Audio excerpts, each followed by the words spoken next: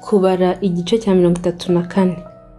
Uwiteka abwira Mose ati, tegeka Abisirayeli uti, nimugera mu gihugu cy'i Kanani, icyo ni cyo gihugu muzahabwaho gakondo nk'uko ingabano zacyo ziri, igice cy'ikusi cy'igihugu cyanyu kizagarukire ku butayu bwa Zini, gitegane na Edomu. Urugabano rwanyu rw'ikusi ruhere ku iherezo ry'inyanja y'umunyu mu ruhande rwayo rw'iburasirazuba, maze ruzenguruke ruce iruhande rw'ikusi rw'ahaterera hajya muri Akorabimu, rujye Izini, rugarukire iruhande rw'ikusi rw'i Kadeshi Baruneya, maze rujye i Hasaradari, rugende rugere muri Asimoni. Ruvuye muri Asimoni ruzenguruke rugere ku kagezi ka Egiputa, rugarukire ku nyanja nini. Urugabano rw'iburengerazuba ruzababere inyanja nini n'ikibaya cyayo, aba ariyo iba urugabano rwanyu rw'iburengerazuba. Uru aba ari rwo ruba urugabano rwanyu rw'ikasikazi. Muhereye ku nyanja nini mushinge urugabano rugere ku musozi Hori. Muhereye kuri uwo musozi murushinge rugere ku rugabano rw'i Hamati, rugarukire i Sedadi, maze rujye i Zifuroni, rugarukire i Haserenani. Urwo aba ari rwo ruba urugabano rwanyu rw'ikasikazi.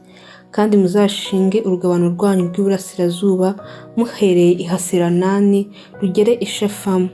Ruvuye i Shefamu rumanuke rugere i Ribula, iri iruhande rw'iburasirazuba rwa Ayini. Rumanuke rugere ku ruhande rw'iburasirazuba rw'inyanja i Kinereti. Rumanuke rugere kuri Yorodani, rugarukire ku nyanja y'umunyu. Icyo aba ari cyo kiba igihugu cyanyu n'ingabano zacyo z'impande zose. Mose ategeka Abisirayeli ati, icyo ni cyo gihugu muzaheshwaho gakondo n'ubufindo. Icyo Uwiteka yategetse ko gihabwa imiryango 9 n'igice kingana n'igisigaye, kuko umuryango w'Abarubeni nk'uko amazu ya ba sekuru ari, n'uw'Abagadi nk'uko amazu ya ba sekuru ari, n'igice gisigaye cy'umuryango wa Manase bamaze guhabwa gakondo zabo.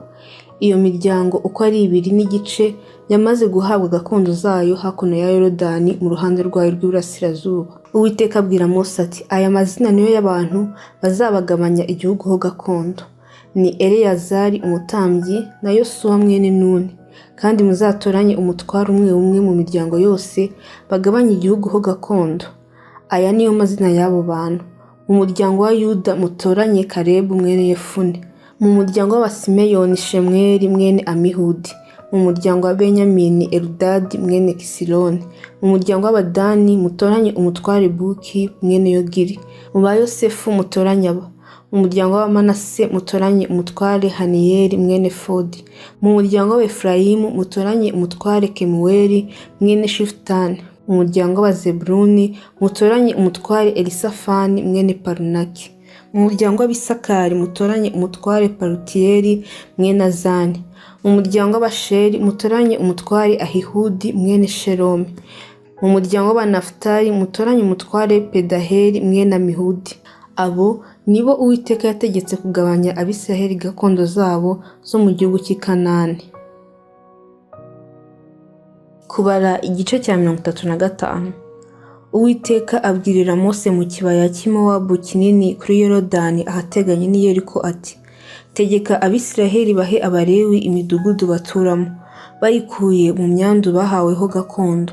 Mubahe n'inzuri zigose iyo midugudu impande zose. Imidugudu bayibemo ubwabo, inzuri zibemo ubutunzi bwabo, zibe izo kuragirirwamo amashyo yabo n'amatungo yabo yose. Inzuri zo ku midugudu muzaha Abalewi zihere ku nkike z'imidugudu zigeze impande zose, ahaterwa intambwe 500 z'ibirenge. Kandi inyuma y'iyo midugudu muzagera intambwe 1000 iruhande rw'iburasirazuba, n'izindi 1000 iruhande rw'ikusi, n'izindi 1000 iruhande rw'iburengerazuba, n'izindi 1000 iruhande rw'ikasikazi, imidugudu iri hagati. Inzuri zo ku midugudu yabo zigerwe zityo. Imidugudu muzaha Abalewi ibemo imidugudu 6 y'ubuhungiro. Muzaba mukwiriye gutanga ngo gatozi wishe umuntu ayihungiremo, kandi muyongereho indi 42. Imidugudu yose muzaha Abalewi ibe 48. Muzayibahane n'inzuri zo kuri yo. Imidugudu muzakura kuri gakondo z'Abisirayeli mukayiha Abalewi, ku benshi muzakureho myinshi, ku bake muzakureho mike. Umuntu wese uko gakondo yahawe ingana aba ariko aha Abalewi ku midugudu ye. Uwiteka abwira Mose ati, bwira Abisirayeli uti, nimwambuka Yorodani mukajya mu gihugu cy'i Kanani, muzitoranirize imidugudu y'ubuhungiro kugira ngo gatozi wishe umuntu atabyitumye ayihungiremo. Iyo midugudu ibabere ubuhungiro bwo guhunga umuhozi kugira ngo gatozi adapfa adahagaze imbere y'iteraniro gucirwa urubanza. Mu midugudu muzatanga 6 izababereye ubuhungiro, muzatanga imidugudu 3 hakuno ya Yorodani, iyindi 3 muzayitange mu gihugu cy'i Kanani ibe imidugudu y'ubuhungiro. Iyo midugudu uko ari 6 ibera Abisiraheli n'umunyamahanga n'umusuhuke bo muri bo iy'ubuhungiro, kugira ngo gatozi wese wishe undi atabyitumye ayihungiremo. Ariko niba yaramukubise ikintu cy'icyuma agapfa, yaba ari umwicanyi, kandi umwicanyi ntakabure kwicwa. Cyangwa niba yaramuhonze ibuye afite mu ntoki ryabasha kwica umuntu agapfa, yaba ari umwicanyi, kandi umwicanyi ntakabure kwicwa. Cyangwa niba yaramukubise ikintu cyabajwe mu giti afite mu ntoki cyabasha kwica umuntu agapfa, yaba ari umwicanyi, kandi umwicanyi ntakabure kwicwa. Uhorera amaraso y'uwapfuye aba ari we umuhora ubwe, namubona amuhore. Cyangwa niba yaramusunikishije n'urwango, cyangwa niba yaragize icyo amutera amuciriye igico agapfa, cyangwa niba yaramukubitishijwe igipfunsi n'urwango agapfa, uwamukubise ntakabure kwicwa, yaba ari umwicanyi. Uhorera amaraso y'uwapfuye ahora uwo mwicanyi namubona. Ariko niba yaramusunitse atamwanze akamugwa mu maboko, cyangwa niba yaragize icyo amuteye atamuciriye igico, cyangwa niba yaramutembagarijeho ibuye ryabasha kwica umuntu agapfa atamubonye, adasanzwe ari umwanzi we, atashakaga kugira icyo amutwara, iteraniro rica urubanza rw'uwamwishe n'uhorera amaraso y'uwapfuye ruhwanye n'ayo mategeko, rikize gatozi uhorera amaraso y'uwapfuye, rimusubize mu mudugudu w'ubuhungiro bwe yari yarahungiyemo, awugumemo ageze aho umutambyi mukuru wasizwe amavuta yera azapfira.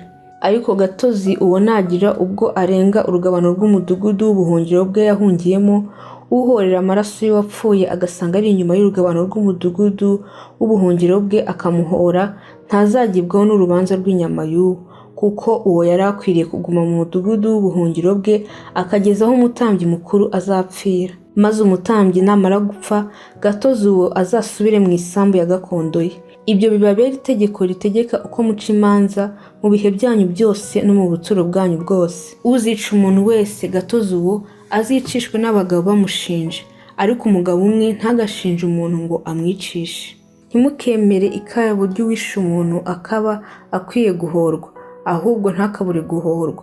Kandi ntimukemere ikarabo ry'uwahungiye mu mudugudu w'ubuhungiro bwe ngo asubire gutura mu gihugu umutambyi atarapfa. Nuko ntimuzanduze igihugu muzabamo, kuko amaraso yanduza igihugu.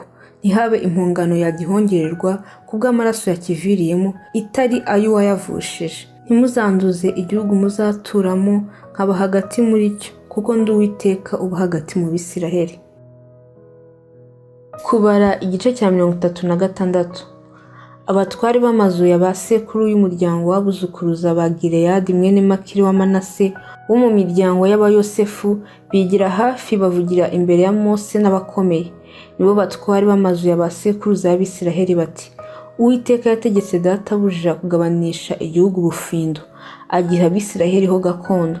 Kandi databuja yategetswe n'Uwiteka guha abakobwa ba Selofehadi mwene wacu gakondo ye. Kandi nibarongorwa n'umuntu wese wo mu yindi miryango y'Abisiraheli, gakondo yabo izakurwa muri gakondo y'abasogokuruza, yongerwe kuri gakondo y'umuryango bazashakamo. Nuko izaba ikuye ku mugabane wa gakondo yacu. Kandi umwaka w'Abisiraheli wa Yubile nusohora, gakondo yabo izongerwa ku y'umuryango bashatsemo. Nuko gakondo yabo izaba ikuwe ku y'umuryango w'abasogokuruza. Mose ategeka Abisiraheli ibyo ategetswe n'Uwiteka ati: Umuryango w'Abayosefu waburanye iby'ukuri. Iri ni ryo tegeko Uwiteka ategetse ku by'abakobwa ba Selofehadi ati: bazarongorwe n'abo bashatse, ariko bashake abo mu muryango w'abasekuruza. Ntihazagire gakondo y'Abisiraheli iva mu muryango umwe ngo ijye mu wundi, ahubwo umuntu wese wo mu Bisiraheli agumana akaramata gakondo yo mu muryango w'abasekuruza.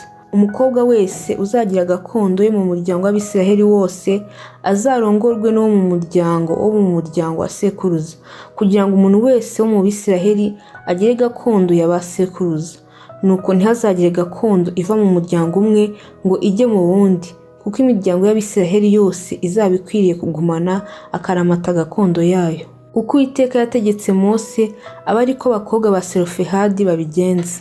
Mahila na Tirusa na Hogira na Miluka na Nowa, abakobwa ba Selofehadi, barongorwa n'abahungu ba se wabo, barongorwa n'abo mu muryango w'Abamanase mwene Yosefu. Gakondo yabo iguma mu muryango urimo umuryango wa se. Ayo niyo mategeko n'amateka Uwiteka yategekeye Abisiraheli mu kanwa ka Mose bari mu kibaya cy'i Mowabu kinini kuri Yorodani ahateganye n'i Yeriko.